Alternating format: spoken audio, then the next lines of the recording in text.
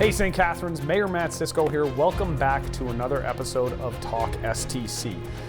If you've been paying attention to the outside, spring has definitely sprung, and for a little while last week. I think summer made an appearance as well. I hope you had a chance to get out, enjoy the weather.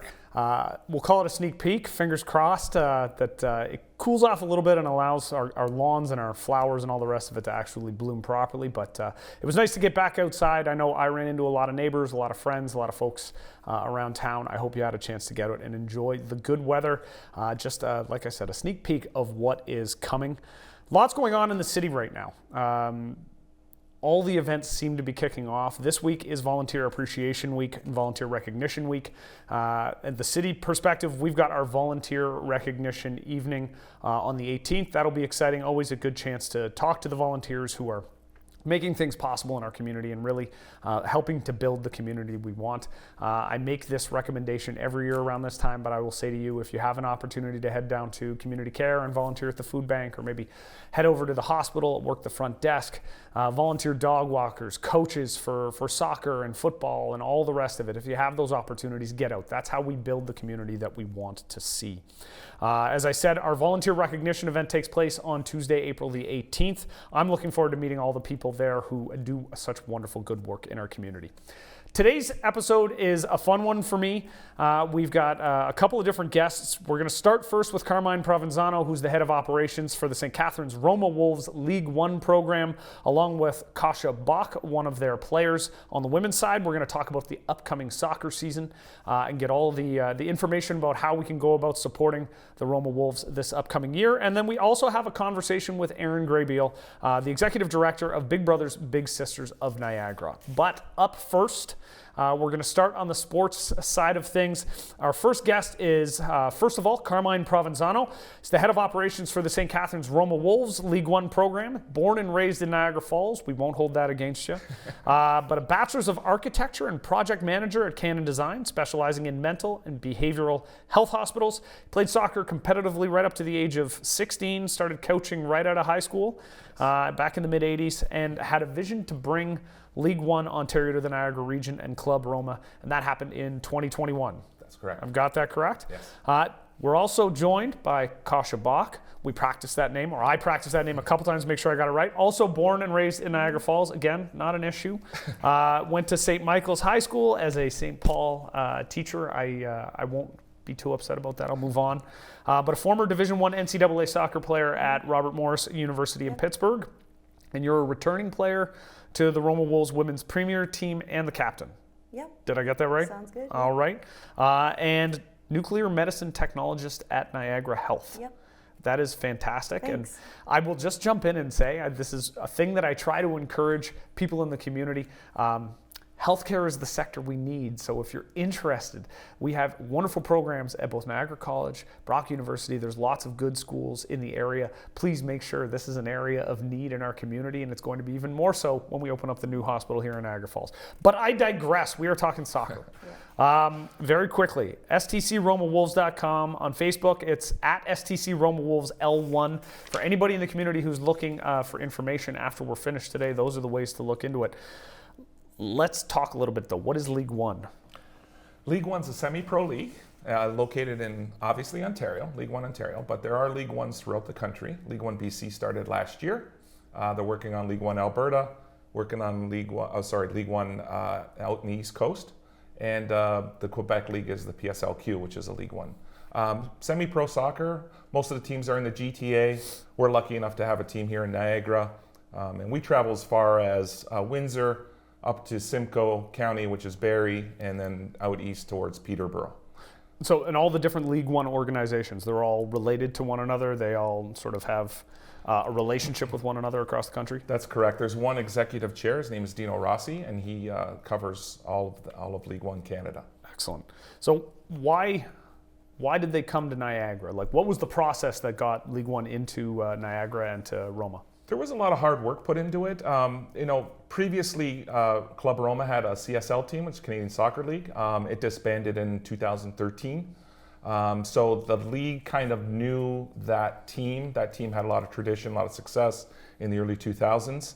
And so when we actually applied for the application, the license, The League One was very, very supportive, wanting to help us have a team here in the Niagara region. It was one of their target geographical areas, so it made the process a lot, I'm not going to say easier, very difficult to get done, but we have a privilege of having the team right now. That's phenomenal. So how many teams does Club Roma operate through Club Roma? Right now in League One, we have 6, which is the max. So we have a U19, a U21, and a Premier Men's, which is mostly U23. And then on the women's side, same thing, U19, Open Age Reserve, they call it, and then a Premier team, which Kasia is the captain of. Excellent. So in terms of local players, are you drawing mostly from the Niagara region, or are you going farther afield? Yeah, for the women's team, I would say about 90% of our players are from the local area, the region. A mix between Niagara Falls and St. Catharines mostly. And on the men's side, probably around 50 to 55% are local players, mostly from St. Catharines. Okay. So Kasia, you've played Division I NCAA soccer. You're the captain now of the U23 or the Premier League team. What's it like? Like, what's the experience like in League One? How does it compare to what you and your teammates have experienced in other areas? I think it's great. Yeah. Being a captain, it's definitely weird coming back out of retirement and giving it one more go. But it's definitely nice to take a leadership role and, you know, play with girls that are a lot younger than me, also teaching me new things about the game too. So. Awesome. Yeah. And the level of competition, like when you're playing? It's a high league level. Yeah. Something that struggling coming out of university, I never really found a league that was, I guess, up to par with what I'm used to in the States. So definitely League One was just really competitive. You have a lot of girls coming back from the States, a lot of girls that played in Canada, you know, Brock and all those other schools. So definitely have high level of soccer. So help me out a little bit because Sure. I don't know a lot about the women's side when it comes to soccer outside of the university ranks. Like, is this a growing momentum? I know in women's hockey they're moving towards a professional women's hockey league. Does soccer have anything like that? They're actually opening a new league. Okay. So I know the States has the NWSL. I think they're bringing a league into Canada. I think it's in the works. Okay. As far as I know, I think there's like 7 or 8 teams, but I think it's in progress. So from last I heard. So League One is really an opportunity then to continue developing female talent with the hope at some point of moving them through. Exactly. Yeah. Because I know, Carmine, you and I have talked a little bit about this in the past about League One being able to filter players up into, you know, CPL and maybe potentially MLS a little bit further on. Is that how the league is viewed by the players? Yeah, I think the league is viewed that way. Every player that has that elite ability wants to play in League One Ontario. Yeah. And specifically League One Ontario. I get requests from players in Vancouver and Calgary to come and play in League One Ontario. It's probably the strongest league out of all the leagues. I mean, the Quebec League's pretty strong. But yeah, that's the pathway. CPL has their eyes on the league. The Canadian Women's League will start, I think, in 2025. Yeah. They're going to have their eyes on the league. Right now, League One, that's the highest level in Canada for women to play, so it's the highest league. So. And that was what I was kind of getting at. Like right now, this is the highest level for women, but there's a path going forward which is going to expand and create bigger and better things, which I think is really the direction we all recognize it has to go at this point. Okay, so we've talked about the broad makeup. Give me an idea. What's the team look like? How are you feeling about the upcoming season? I feel really good. Yeah. Compared to last year, I think there's a lot of new girls. So I think the focus this year is just rebuilding that chemistry because we are bringing a lot of new girls in. There's a lot of potential. Work ethic has been amazing at practice. So I guess it's just taking that and just growing it, progressing it throughout the season. Awesome. I know I've watched a little bit on Instagram, some of the trial process and then the early preseason camp, and it looks like the compete level is pretty high already, which I'm always impressed with. Yeah. But on the women's side, you're feeling good. Feeling Carmine, good. on the men's side? Yeah, we're rebuilding a little bit, but I think the team is stronger than last year. We brought in some players from out of region to help support the local players. I think we're going to make a pretty good run this year, and we'll keep our fingers crossed trying to get into the top 10. Awesome. So when does the season get started? When's the first home game? Okay, the first home game is April 23rd for the men's, okay. And that's going to be at Kiwanis Field. We play on grass, so it's not ready yet. It won't be ready until late May. So Kiwanis Field will be the first men's game, and the first women's game is May 6th at Kiwanis Field. Okay. At 8 p.m. Yeah. Okay. And so if people wanted to get tickets, they go online, our website. Okay. There's an online ticketing. We want to be paperless like most pro teams. So that's what we're trying to implement this year. So stcromawolves.com. That's right. Okay. And give me the price point. Sorry? Give me the price point when it comes to buying tickets. For adults, it's $10. I think there's a 25-cent service fee. And then for students with ID and under 12, it's $5. That's phenomenal. So an opportunity for the family to get out, have a good time on a beautiful night. Hopefully the weather continues to be positive. April 23rd, it can always be a little bit iffy when you're still in April, but if the last week was any sort of indication, maybe we'll be lucky this time around. Game day experience, what's that feel like? If you're at the game, what can you expect? I'll let our player talk about game day for a minute. Home game experience is definitely, I would say, pretty wild. Lots of confidence from the crowd, like fireworks, smoke bombs. Yeah, pretty fun, pretty exciting. Brings everyone together. Crowds get pretty into the game, so it's always nice to have some support. So I've heard Roma games tend to be like the highest level when it comes to that in-game experience. Is that fair? When you leave, I would say that's fair. That's yeah. awesome. Yeah. It's a good raucous soccer crowd is exactly what you need. I've been to enough games to know that having the home field advantage can be really important. So that's awesome. Our concessions, I might add, we sell beer. It's just like a pro game. Come in, you can have food. We have a restaurant that's close by. It's it's an event. Come to the game, have beer, have food, and it's just like being at a pro game. That's awesome. So when do you get to cycle back to the actual home field? Although I'm thrilled that you're playing at Kiwanis to start. When do you get to get back to home? So the women start May 19th at home at Club Roma, and the men are the week later, May 26th. The Friday nights are our home nights. Awesome. Well, I've already committed to Carmine, but I'm going to be at a bunch of games this year. Soccer is one of my early loves.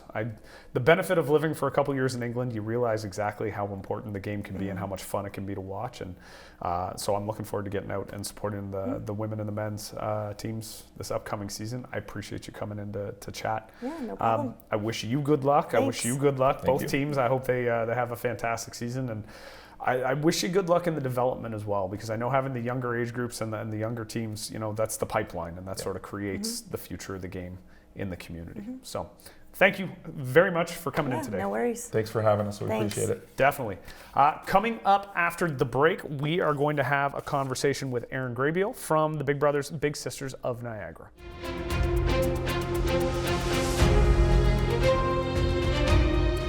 And welcome back, St. Catharines. Fantastic opportunity to chat with the folks from the STC Roma Wolves.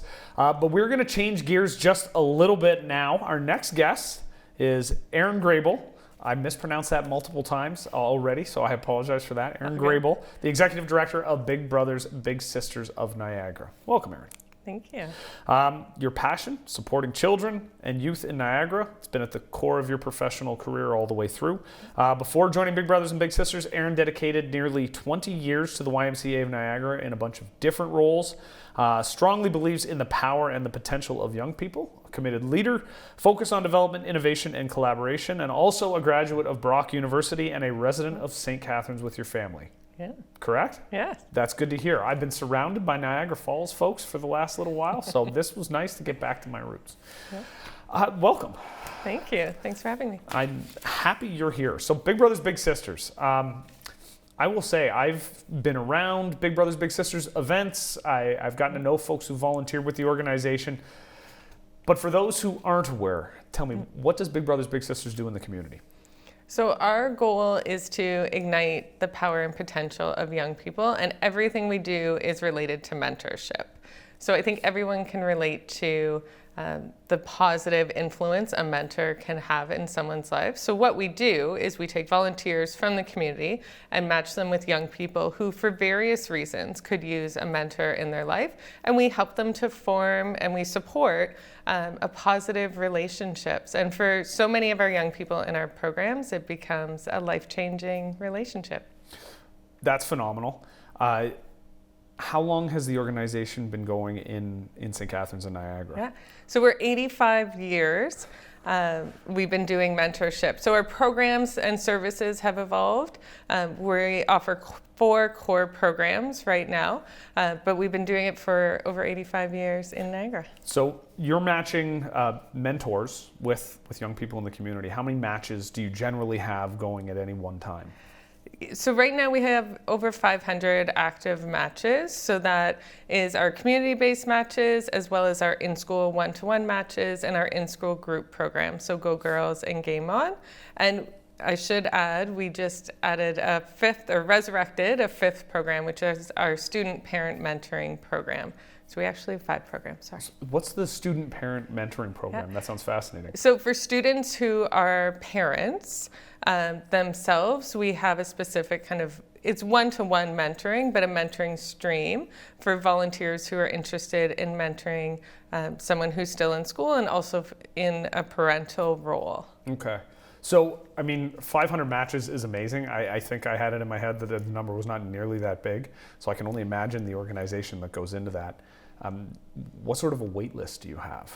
So right now we have over 200 children and youth waiting to be matched. So part of it in our matching process is looking at the specific needs of those children and youth, their specific interests, the demographics, their age, and then matching them with a volunteer who wants to support a youth that would have similar interests and also be from a similar part of Niagara or similar interest in terms of age demographics and who they want to help be matched with. So our match list is kind of a rolling, or our wait list, sorry, is kind of a rolling list where we constantly have children and youth coming off and going into matches, and we have new children and youth being referred to us.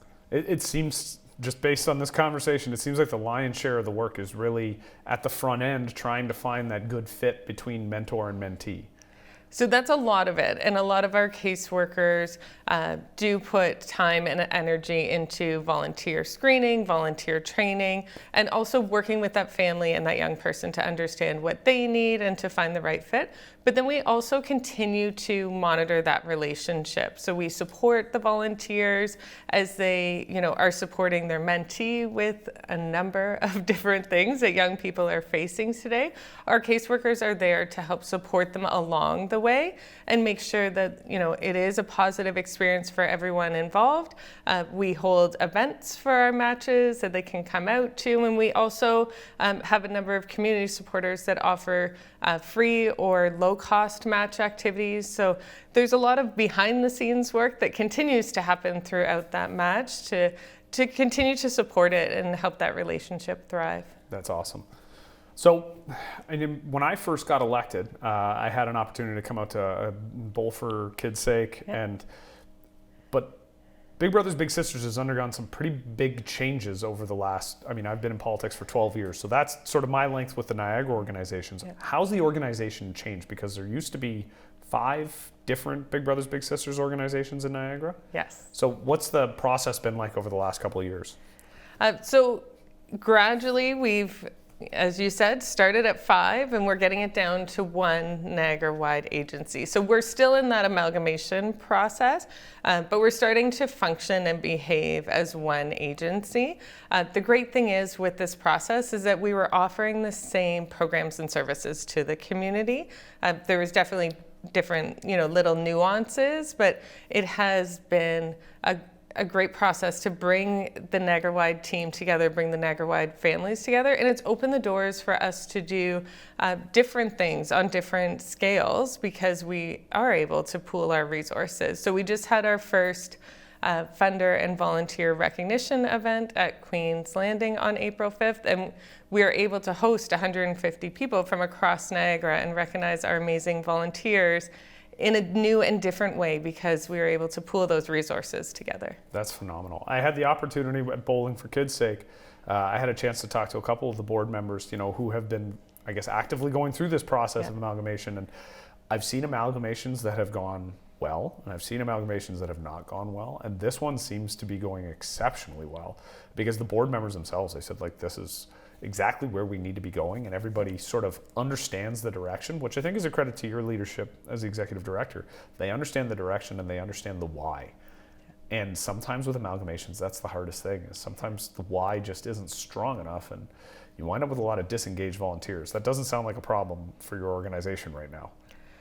Thankfully, it is not. We have a great board who's willing to not only identify that this is the right thing to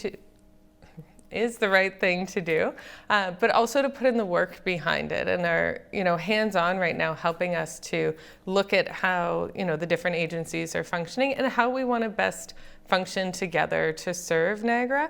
And we have a very committed and dedicated staff team that are also doing a ton of work to make this happen and to continue to support the volunteers and matches at the same time as bringing all these pieces together. And I truly believe it is the right thing for our agency and for the community, so that we're here for another 85 years and continue to support young people. I'm not going to lie, that 85-year number, that just blows my mind. To hear organizations that have been around and have been able to continue and just keep drawing from the community and finding those people, it's one of those, it's the part of this job that I love, is getting to meet all those volunteers, people who are committed to the things they're committed to and are willing to put that time out and volunteer their energy. Yeah. So you talked about partnerships, different nonprofits across the community. Do you want to elaborate on a couple of those, why they're important? Yes. So I truly believe, and I know our board and staff do too, that in order to impact the lives of children and youth who need it the most, we can't do it alone. We need to work with others and really provide those wraparound supports and services. So recently we moved our West Niagara office into Community Care of West Niagara, which has been a great new home for us. And we opened at the Penn Center with Pastone on Mondays and Fridays. So Pastone at that location is offering walk-in counseling services, and we're using it as a recruitment hub. So if people want to find out how to get involved, how to get their child and youth involved in our programs, and also how to get involved as a potential volunteer, then we're there to talk to them and give them information and resources about that. That's fantastic. And locating at a mall is always a good place when you're trying to find young people. So I applaud you on that particular choice. So National Volunteer Week, yeah. And I spent a lot of time talking about this. We already kind of touched on it. Volunteering is so important, right? But April 16th to the 22nd, for an organization like yours, this is, you have your staff team, but this is volunteer-based. Give me a sense the impact of volunteers for the organization. We wouldn't exist without volunteers. We have over 300 volunteers that are supported by a staff team of about 22 staff. But it's those 300 volunteers, more than 300, that are out there working with young people, that are helping us to run events, that are on our board of directors. Without them, Big Brothers Big Sisters wouldn't be here, and we wouldn't be able to have the life-changing impact we're having in the community. We wouldn't exist without volunteers. That's what we call in the business a leading question, because I was really hoping that was what she was going to say. I appreciate that. Okay, so volunteers are important. Give me an example. You don't need to use full names, but give me an example of just a volunteer who's crushing it for the organization.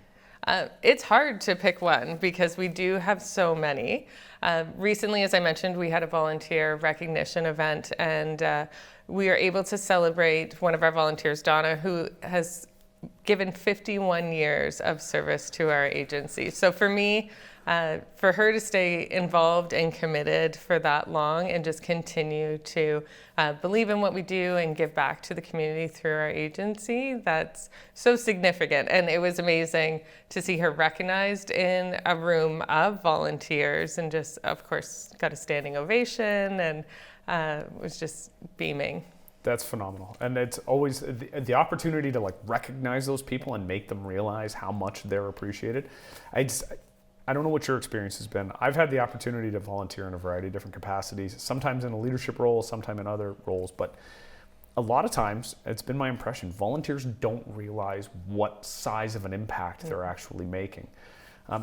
How hard is it to convince people? Because I've had the opportunity to know a bunch of mentors for Big Brothers and Big Sisters, and a lot of them seem to sort of shrug it off. Is that your experience with the people that come out and are mentors for the organization, that they don't realize the impact that they're having on these lives? We were actually talking about this yesterday, that it is a different type of volunteer role because you're building a relationship. So in a lot of cases, the little becomes part of your family or part of your friend circle, and it doesn't feel like volunteering. It just, you're hanging out, you're having fun, you're going to shoot hoops or playing video games or whatever the common interest is. So they don't necessarily, a lot of our volunteers don't see it as, you know, a big daunting commitment because they're having fun. They're building a relationship. Okay, so littles and bigs, you got to explain. Explain the terminology so people know, because I heard you say little and I know what it means. But yes. So our little is the young person or the mentee. So we start at age 6 and we support young people up until 18. Yep. And then our bigs are the volunteer or the mentor. So once they are matched together, then they become what we call a little or big, and they continue their relationship. Well, and you mentioned, you know, like making them just a part of the big's life. And I can remember volunteering at, you know, out of the cold program with a friend of mine, and his little came with when he was old enough to be able to be there, you know, 16, 17, and he would volunteer with us and just part of the group. So I love that is being passed along as well. So to wrap up, you've got some important events coming up. Tell me about what they are. Tell me how people can support. Yes. So apart from the events, I'll just maybe start with, as a charity, there's lots of ways to get involved with Big Brothers Big Sisters, as a volunteer, as a donor, as a third-party event fundraiser. And then, as you mentioned, we do have some of our own events coming up. So we have 2 golf tournaments coming up in June. So June is golf month for us and many others. So June 12th, we're at Lookout Golf Course, and then June 26th, we're at St. Catharines Golf and Country Club. So those 2 events are a great way for businesses and individuals to get involved. But there's lots of ways that we rely on support from the community. Suckers for punishment if you're running 2 golf tournaments in 1 month. I'm impressed and kind of a little nervous for you, but it'll be great. Erin, thank you so much for coming in and providing a little bit of insight. I think Volunteer Week is the perfect time to have folks like you to come and talk about the great things that are happening in the community. So thank you. Thanks for having me. Awesome. Thank you to Erin, and we'll be back right after this.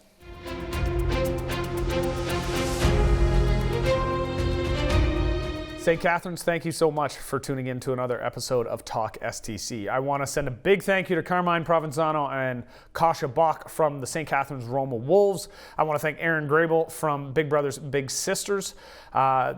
Fantastic interviews today. I want to congratulate all those volunteers in our community. Thank you so much. If you have an idea for somebody we should be talking to or something we should be talking about on Talk STC, feel free to reach out and email me, mayor@stcatharines.ca. I look forward to hearing from everybody in the community. Hopefully the weather warms back up. We get back to the beautiful weather as we roll through spring and move on to summer. Get out, enjoy what's happening in the community. And St. Catharines, I will see you next time. Take care.